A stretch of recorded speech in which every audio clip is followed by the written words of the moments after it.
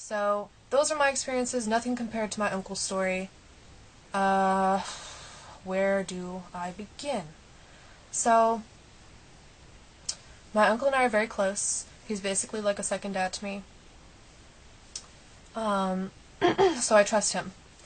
And I remember one time, he went camping with us, my siblings, and myself and him. We all went up to the woods, and I was feeling kind of scared, because it was dark and I was a little kid, probably about 8. And he said, you know, I understand that feeling of just being afraid sometimes. One day I'll tell you the story of Catalina.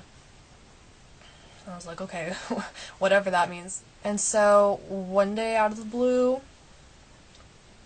somehow reminded of that camping trip, and I brought up to him, oh, you said you were going to tell me that story. And so it took him a while because he really didn't want to tell me, but he thought it was important. So one day he told me, and I really don't like telling it because I have like a visceral reaction to it. So, not to be too melodramatic, but if my eyes water, it's not because I'm getting emotional, it's just this very instinctual reaction that I have to things that terrify me. So, forgive me. So, okay, where do I start? My uncle ran away from home when he was 16 years old, and he ended up becoming kind of like a traveler. He traveled around, hopped trains, found odd-end jobs, slept in barns, didn't really have a place to go, just kind of wandering. So one day, he was in Fremont, California, and his companion at that time was his small dog. And he came across this orchard, and he went through the orchard and he found this house there.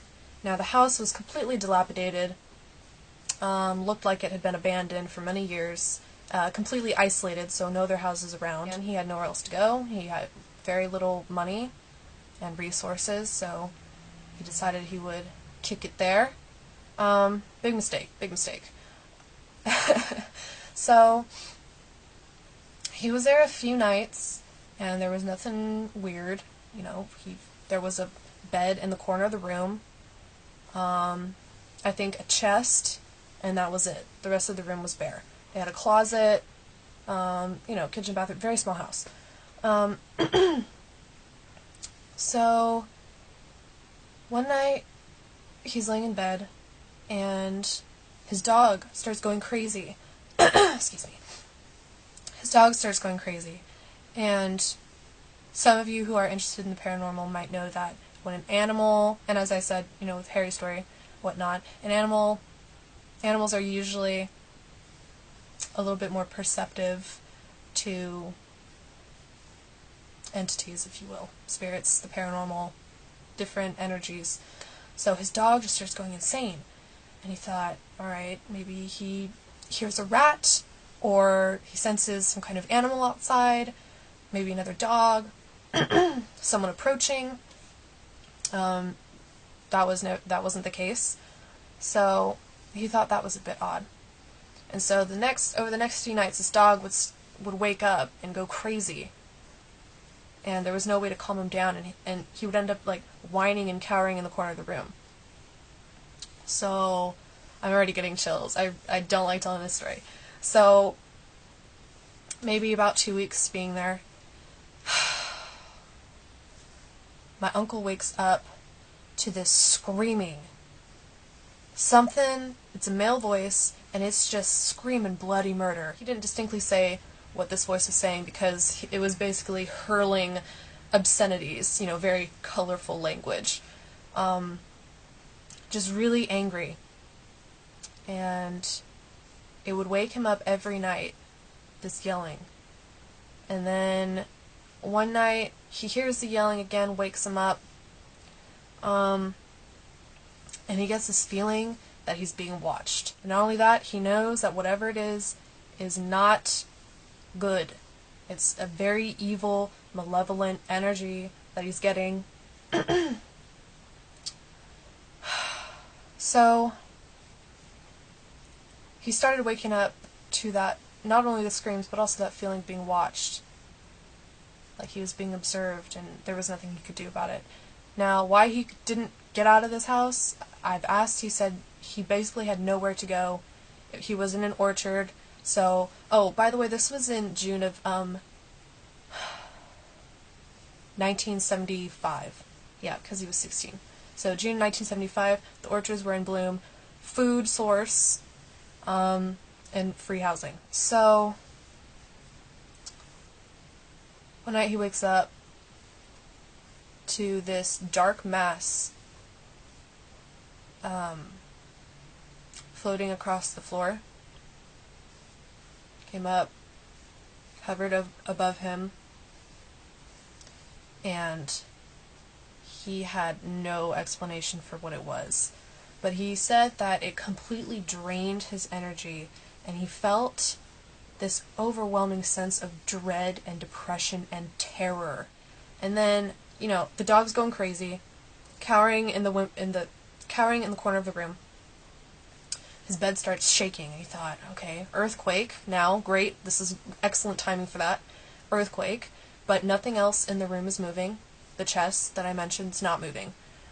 So his bed starts shaking violently, and this thing is right above him. And then he looks down, and the bed is a foot off the floor. And then he said after that, he just fainted out of terror. So, if I were him, I would have gotten the F out of there. I wouldn't have stayed. He said, at this age, boys, generalization, but boys tend to want to prove their manhood, right? They want to be brave, they want to be courageous in the face of danger or evil, what have you. So he said that's why he stayed. Because he wouldn't let this thing, whatever it was, take him down. The next night, he suddenly wakes up. He has no explanation for why he just woke up, but he did. And he looks out the window, and this is actually the part that freaks me out the most. He looks out the window, and again, the windows are bare because, poor doesn't have money to furnish it, not even his house. So, it's just the window, and the door is right next to the window. Just to give you a layout. Looks through the window, and there's this face staring at him. He said it was of a man, and it's just standing there staring at him with this look on its face of pure rage. And it had, whatever it was, had blood on his face. So my uncle thought, alright, this guy seems to be a little bit shaken up, maybe a little bit traumatized, might have been attacked. Goes to the door, opens the door, turns the corner, and there's nothing there. So he thought, alright, must have seen me get up and walk to the door and decided to book it. So he comes back in and he sits back down on his bed. He looks out the window, and no expression has changed. It's still standing there looking at him with this look of just pure hatred. So he gets up again, and he goes out the door, turns the corner, and there's nothing there. So after that, he just ran back to his bed, put the covers over his head, and went to sleep. Little tidbit I should mention is in the closet, my uncle said that there was this perpetual pool of blood. Never dried out, was always there. So he thought that was really odd and really creepy. And all of a sudden, he's still in the house. I don't know why he would stay there. He's still in the house, and he starts smelling this smell. And he said the only way to describe it is the smell of death, of decomposing flesh. Just the most evil smell he's ever smelled. And it just permeated the entire house. So he blamed it on, maybe a plumbing situation. Or, he was in an orchard, maybe a dead animal close by, and the wind was carrying the smell. And, he wanted to rationalize it. But it would always disappear during the day, and at night, in the early morning, it would always come back. And along with the smell, he would always feel that presence, whatever it was. So he decided it was time to have other people come over to the house because he did not feel safe. So he had his two friends 2 childhood friends and his brother, my Uncle Chris, who is a vagabond. You know, he travels all over the country, and which is important for how I'm going to explain strange corroborations later on. So, there's 4 teenagers in the house now, and one of the friends, Jay, I'm not going to give his last name. So, they're all in the house, and my uncle, my first uncle, says to his brother, "Why don't you go in that closet and check it out, because there's this pool of blood in there that I really want you to see. I want you to check it out." And so when my Uncle Chris goes into the closet, this part scares me too. When he goes into the closet, he's looking down at the pool of blood, but he knows that something else is in there with him. So the closet actually has a pull-down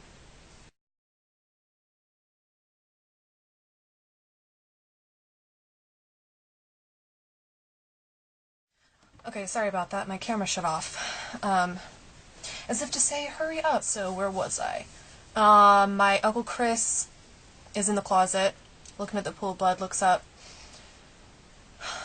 sees the same man face entity that my first uncle saw, and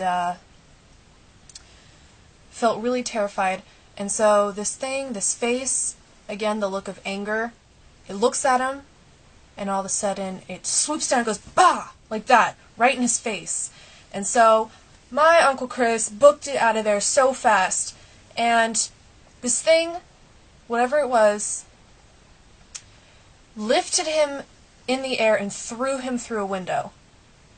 So there's glass in his face was bleeding. The 3 other guys are running out of the house through the orchard. Now Jay was the slowest one, so he got lifted up and thrown against this apple tree, so with such force that one of the branches snaps off and he breaks all of his ribs on his right side. I didn't really get any other details about that night. I know that his parents arrived and took him home, took him to the hospital. I want to wrap it up because I know it's getting long. So the next day,